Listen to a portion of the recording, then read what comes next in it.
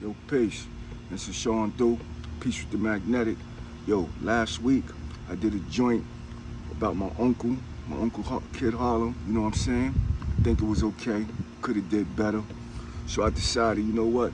I'm gonna try to do like a little mini series of people that was influential in my life. You know, I ain't gonna get on the internet talking about myself a whole bunch because I'll tell y'all about me through the stories of other people.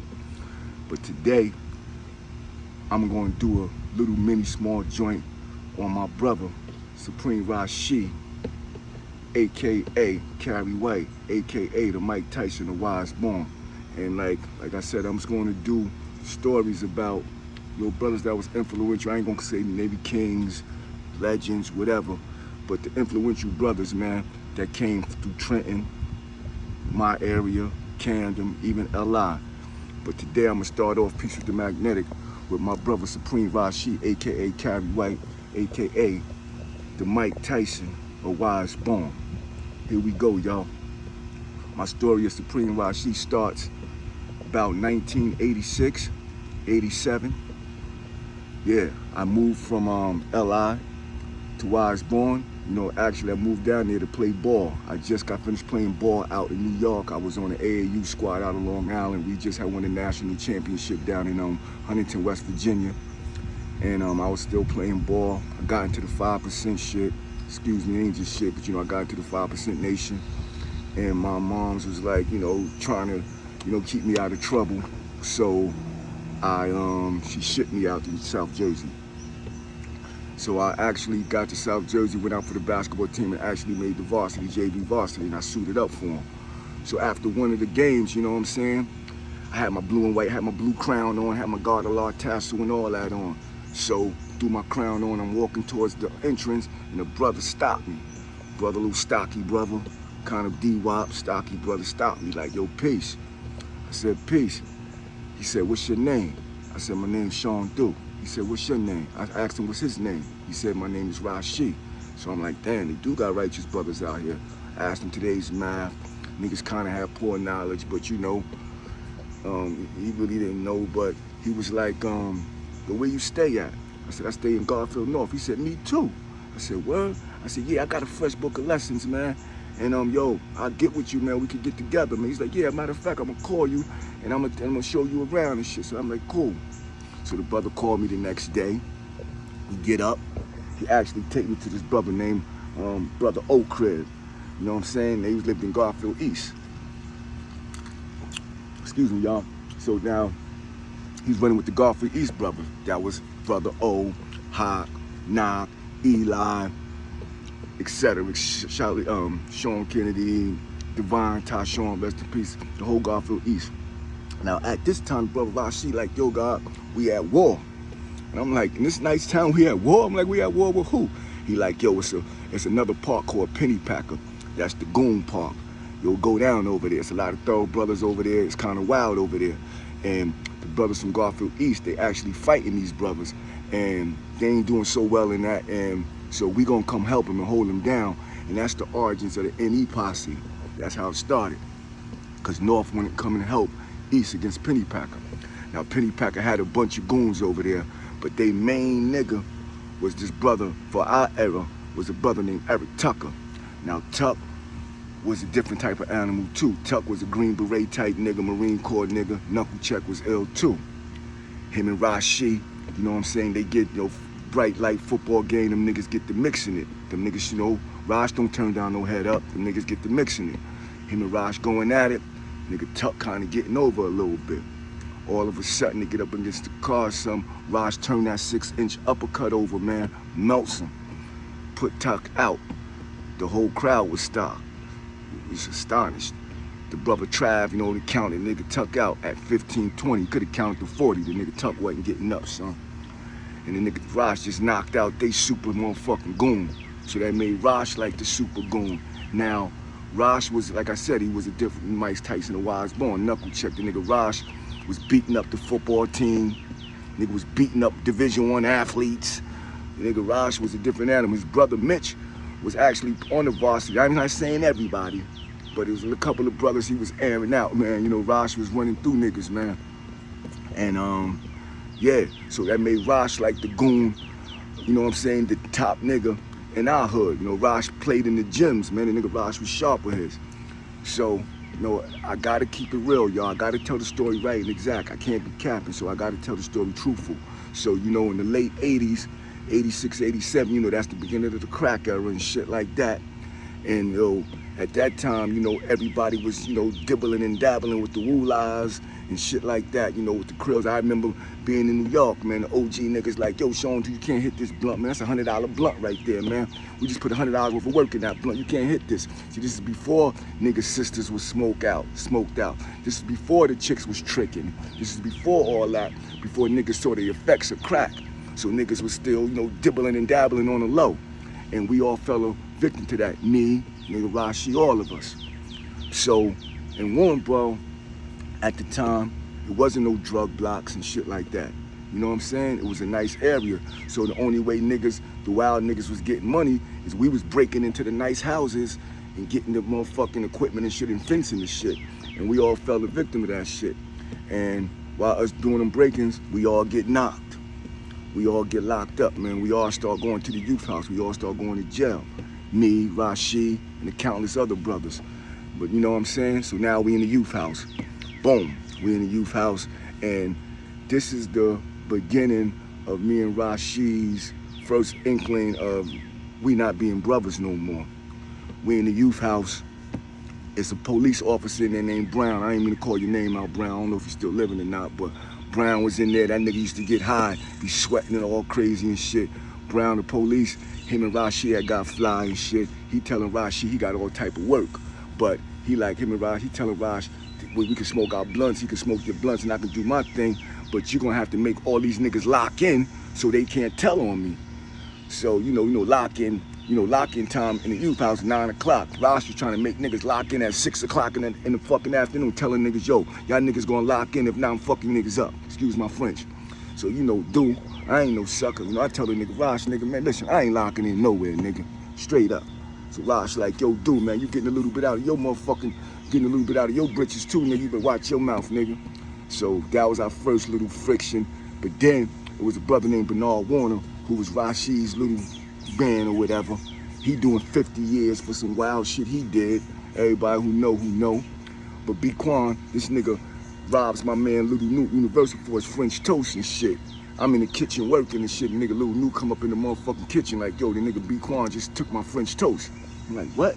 You let the nigga take your shit? So I'll come out the kitchen. I come in the motherfucking day room. I'm like, yo, B, why you fucking with my man B, Universal? Nigga B Quan like, yo, dude, mind your fucking business, nigga. Rashe, I'm like, yo, nigga, you's a motherfucking bully, nigga. You ain't got no knuckle check. You's a still artist, nigga, but you don't know how to fall out, nigga.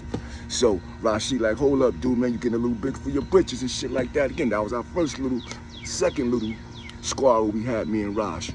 So then Rashe go down Jamesburg. Then, you know, I eventually go down Jamesburg. Rashe went down Jamesburg. You know, Rashe ain't no sucker. Rashe went down Jamesburg, held it down. You know, Rashe, real nigga, held it down with the North niggas and all that.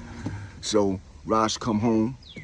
You know what I'm saying? Now, while I'm still in Jamesburg, my baby mom's called me and she like, yo, I seen Rashe at the Pensacola Mark.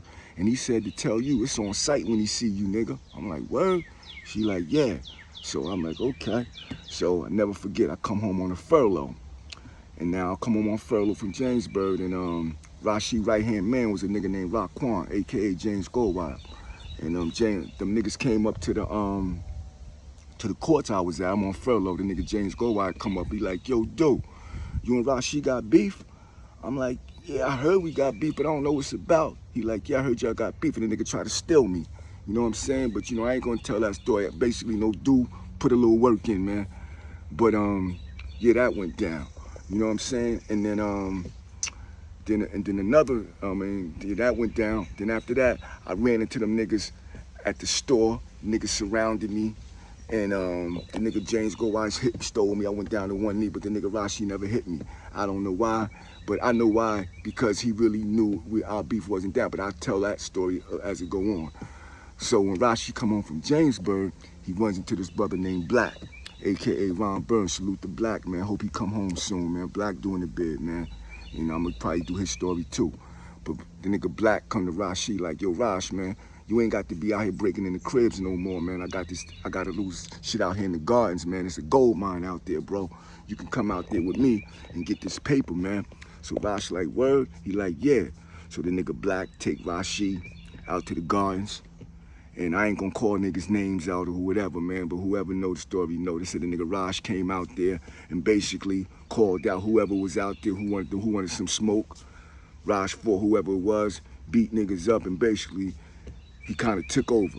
You know what I'm saying? That was the motherfucking going rumor. Rashe took over the gardens. Now, you know, brothers gonna have these situations and say so, whatever.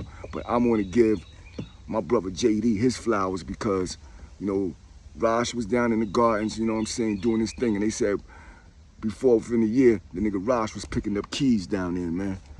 But when I had the beef with Rashe, my brother JD, that nigga came and held me down like, yo, what the fuck you doing fucking with dude for? Y'all niggas supposed to be brothers, man. And yo, salute to JD, the nigga JD, my brother.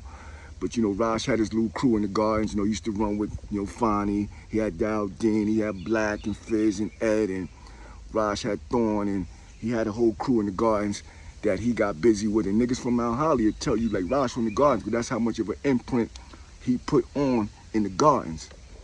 Now, hold up, y'all. I got to back up some because I went a little too far. I never forget that same night. I got to back up a little bit. That same night when Rashe, when we was fighting up the penny packer niggas, we went to the Garfield East McDonald's. And we thought it was Penny Packer up there because we just got finished fighting Penny Packer. And it was a crowd of brothers. And it was actually Burlington City. And it was my brother G-Man. And it was the whole city crew. And I never forget. And Rashe was like, yo, who this Penny Packer? Niggas was like, yeah, this Penny Packer, what's up? And the whole crew from city was walking towards Rashe. And my man Papa Chief like walked up towards G-Man. And Rashe like got in between Papa Chief and G, pushed Papa Chief to the side, and when he turned back to G, my brother G, that's my brother to this day, nigga G stole Rashe, boom, knocked Rashe out cold. Word, nigga Rashe fell, son. We picked the nigga Rashe up. Rashe like, yo, dude, a nigga stole me? I'm like, yeah, son. So, you know, that started that beef really right there with Burlington City. Now Rashe, he started going through it with the Burlington City. I got my brother, the other She, Demetrius Coate, that's my brother. Him and She, you know, they had their ongoing beefs, you know what I'm saying? And Raz, Terry Diggs, you know. So Rashe, like I said, man, he was it was the goon of the hood, so he was in multiple beefs with different niggas. Now I can move back ahead. But I forgot to bring that up about that shit with Burlington City, because that was one of Rashe's major beefs too. And I gotta bring that up, you know what I'm saying? Because it's gonna get back into that. So now Rashe out in the gardens, he getting money, whatever. He eventually get knocked off, you know what I'm saying? And he gets knocked off, and he go to jail, boom. So I start running with Rashe's little brother and little LaRue, Sin, all that crew. Cause you know when Rashe was home, you know Rashe had beefing with the OG niggas and all that. Now Rashe gone, but he leaving beef for his little brothers and them in the streets. And now these niggas cool young, he fighting Shalik and Devon, these big niggas, LaRue and them niggas like, yo, dude, man, come hold us down. So, you know, I'm out there holding these little niggas down or whatever, out in the streets while She in jail. So She come home, you know what I'm saying? She finally come home, boom. She come home, the beef with cities still back in rare form. You know what I'm saying? She down there in the G, he got his act and all that. You know, rumor has it, you know, the nigga Raz, Animal, my brother She, and Raz, my brother too. Them niggas threw a shopping cart through my man Rashe window. You know, Rashe, him and She shoot the one. I'm not gonna say who won and who got into it, but them niggas shot the head up. You know what I'm saying? And I never forget it. Me and my man 5-foot Assassin, we down there at the White House, and the nigga One-Armed John, rest in peace, he like, yo, dude, the nigga Rashe just came down here looking for you. I'm like, word? He like, yeah, so I'm thinking it's still beef. And the nigga Rashe pull around the corner. He like, yo, dude, God, come down to the gardens with me. I'm like, what's up? He like, yo, man, I'm out here fighting with the Burlington City niggas, man. I got the young guys down there with me, man, but I need a little more force, man. I need, you know, come hold me down. And you know what I'm saying? So I'm like, all right. So I go down there with Rashe. I go hold him down. He had my man Quill and all them and Shorty and them niggas from some Sunbury out there. You know what I'm saying? So I go out there with She. And nothing happened at that night. So about like maybe a month or two later, Rashe brother, Little LaRue, you know what I'm saying? They at the bowling alley.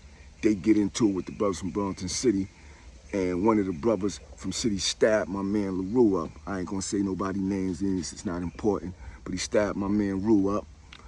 And I never forget and shit, we at my man Bum crib, and the nigga Bum was crying and shit when I pull up, me and my brother Born Jay, and I'm like, fuck Bum crying for? As soon as I pull up, Rashe like, yo, dude, man, just smack the shit out this nigga Bum. I'm like, why? He was like, yo, man, when them niggas from Burlington stabbed my brother up, LaRue was trying to get inside the bowling alley, and this nigga Bum all shook and locks the niggas out, locks the door, and locks my brother out on the other side, let my brother get stabbed up. Am I wrong?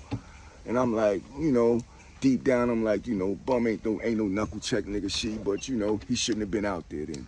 You know what I'm saying? Go. He shouldn't have been out there. So, you know, that shit happened. So in about a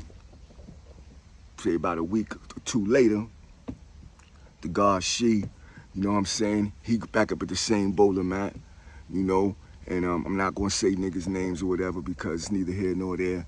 But she up there, you think it's the city niggas. Some nigga roll up, got a whole crew of niggas, nigga roll up. The niggas is beefing. My man, she steal a nigga. He drops the nigga.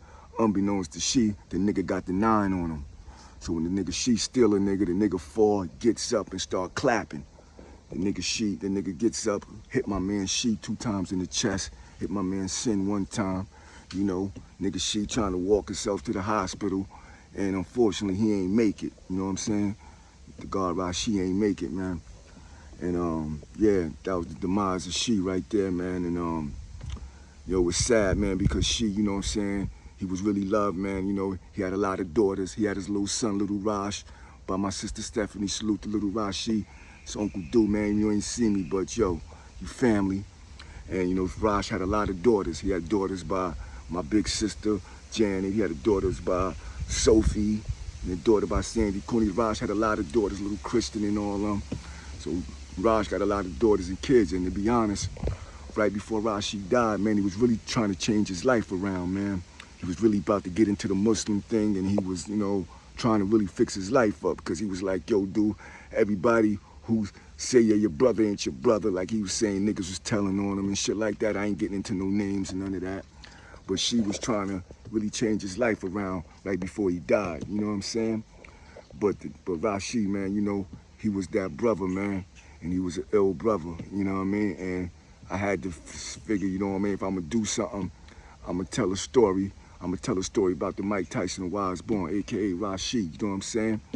And I got a lot of more other stories I'm gonna come through, because it's a million niggas. I'm gonna go from Trenton, I'm gonna come through Willingboro, I'm gonna go through Camden. Anybody who was influential in Do Life and that ran with me, I'm gonna tell y'all their story, man. But while I get my joint together, man. But this is Peace with the Magnetic, Sean Do, man. You know what I'm saying? I just gave y'all the story, man, of Supreme Rashe, and you know what I'm saying? And salute to, man, everybody out there who fucked with She, man, who really knew him and loved him, man. And you know what I'm saying? I'm gonna say one, man. Salute. Peace.